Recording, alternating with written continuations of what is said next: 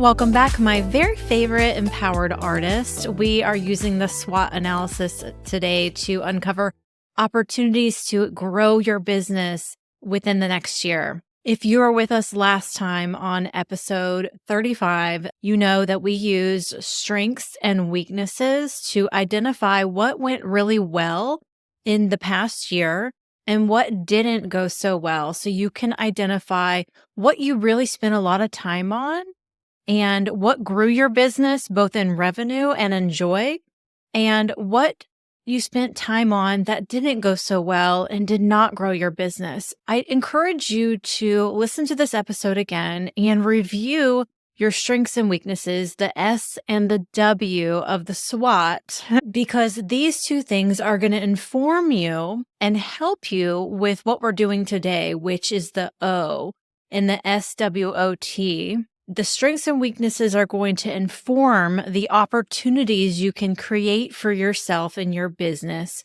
to grow both in revenue and what lights up your soul in the new year. And both are equally important because I want to guide you to live an independent, confident, and most fulfilled life that you absolutely love. For my Spotify and YouTube listeners, drop me a comment on how your SWOT analysis is going. On Spotify, you can reply to the Q&A for each episode. On YouTube, you can drop me a comment. As you know, my SWOT analysis is something I have been sitting with. I've been letting it marinate. I've been sleeping on it, which I think is the most effective way to really analyze what's happened in an entire year. It's not something you can accomplish in 15 minutes. So this is our second episode. We're actually going to break down the T in SWOT in our next episode. And at the end of this show, I'll give you some personal updates of what I'll be doing for the holidays. So I hope you enjoy our second SWOT episode today, and the third part will be coming in January. Today, I thought we'd start out with a couple of tips on how to approach the SWOT analysis. Here are two things that you can really keep in mind as you're analyzing how your business went last year and where you want it to go next year. Number one, everything is an opportunity cost, meaning what you say yes to in your business is energy and time that you can't devote to something else. The term opportunity cost is something I learned in economics class in college. But it's something that every artist really needs to think about too, because time is finite. That's something we all have in common. So the more that my business grows, the less time I have. And you can multiply that by 10 when you factor in that I'm managing a daily chronic illness that is debilitating with pain, which means for anything that I'm truly passionate about and want to say yes to, I have to turn down 20 other things that I want to do, but I'm not as passionate as that one big thing that I have said yes to give my focus and energy to. And that's how you need to treat the opportunities you select this year. Whatever you choose to make your priorities. It doesn't mean your priorities can't change, but after you brainstorm all of the wonderful ideas that you have, you'll pick your priorities for the year, something to focus on. That's something that you're going to give all of your power. Now, you may have some FOMO for the opportunities that you didn't choose, but you can't be amazing at 20 different things. Multitasking is scientifically proven to be impossible. Hi, friend. Don't forget to like, subscribe, and hit the notification bell so you never miss an episode. I like to throw in some surprises for our weekly show. You can also follow the Empowered Artist Podcast on Apple Podcasts. And for more resources to move your art business forward, visit jennawebart.com. Now, back to the show. Tip number 2 in your approach to the SWOT analysis is to know your mission. In other words, know exactly where your passions lie. What lights you up the most? There's a lot of hats we have to wear in our business. There's a lot of things that are just necessary that we have to do. But when it comes to creating new offers and new opportunities in our business, We have to be led by our mission and our purpose. That North Star has to guide us. For me, it's teaching creatives the skill of being independent and confident business owners so that they can live a life that they love. And the more lives I touch, the more fulfilled I am. That is my guiding star, and it makes selecting opportunities more easy because there's a lot of stuff I love doing in my business, but I can't say yes to everything. So when I know exactly what my mission is and what my purpose is, I can get things in alignment pretty quickly. In quick review, SWOT, SWOT, strengths, weaknesses, opportunities, and threats.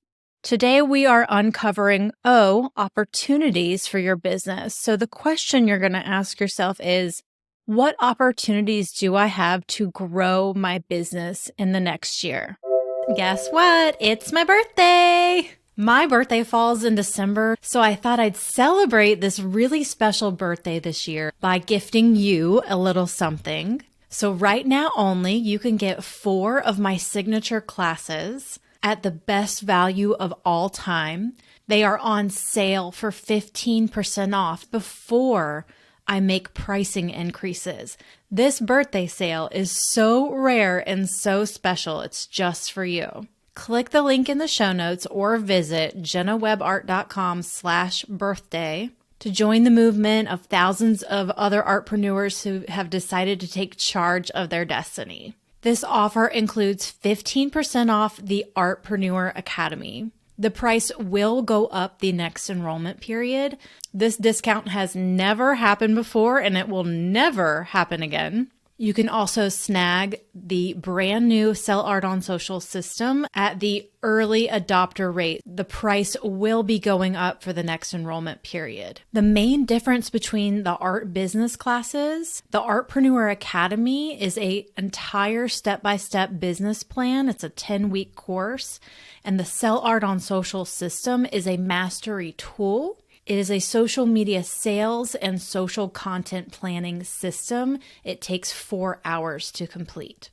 These are completely different mastery courses, and I highly recommend both programs for artists who are serious about having the right tools to grow your art business. The other 2 signature courses that I am offering right now for 15% off are my signature meditative painting courses. These 2 painting courses will likely be discontinued in 2024, so get in while you can. You have made 2023 an incredible year, and this is my thank you to you. To get this offer, visit jennawebart.com/birthday.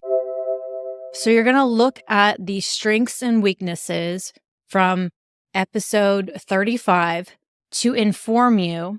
Here are some other supporting questions to uncover those opportunities. For me, it's what opportunities do I have to teach students a skill that I'm great at that also aligns with what I'm really passionate about? There's a lot of things my students ask me for that I might not be passionate about. There has to be alignment. Another thing you can ask yourself, what are my customers asking me for? Or what have I always wanted to try that I would be really good at? Your approach to this should be very open. There's a chance that next year my business will look very much the same, but with a few key changes that will allow me to really grow. Or there's a chance that my business model will look entirely different because I needed some drastic changes. You're going to be reviewing what you've spent the most time on, where you've made the most money, what brought you the most joy. And here is a tactile trick. Draw a Venn diagram to find alignment and where the circles overlap with what you spend time on, what makes you money, and what brings you joy. And that's how you find an opportunity, baby. You can write out the categories like, what do I want to try? What do my customers ask me for? What makes me money? Write everything down and draw some overlapping circles. And where you have the most overlapping circles is where you're going to find the most alignment and where you're going to have the most joy and the most revenue. So as you're looking at all of the brainstorming ideas you're writing down, you're thinking, what offers do I want to create in my business? Or what did I spend time on last year that I just want to do more of? Or what do I want to expand on? Basically, it's what do I want to pour myself into, devote all my energy and time to? Where am I going to place my power? Here's one of my favorite ways to think about it as well. What is the one big thing you want to master in 2024? Whether that's a skill, a mindset, a habit, what's the one thing you want to master to move your business forward next year? This is a great time to ask yourself, what's the one skill that I need to learn in order to grow my business? So you can evaluate what your goals are and what skills you need to get there. Is your goal to drive traffic to your website? Do you want to get into a gallery? Do you want to paint murals in New York City? Do you want to become an incredible storyteller through your art on social media? If you do, what is the one skill that you need to master to reach that goal? These episodes are short for a reason. It's because they are action-based. I'm leaving you the time to be introspective and put pen to paper. And the real magic happens when you take that action. So I wish you the best of luck on this next part of your SWOT analysis.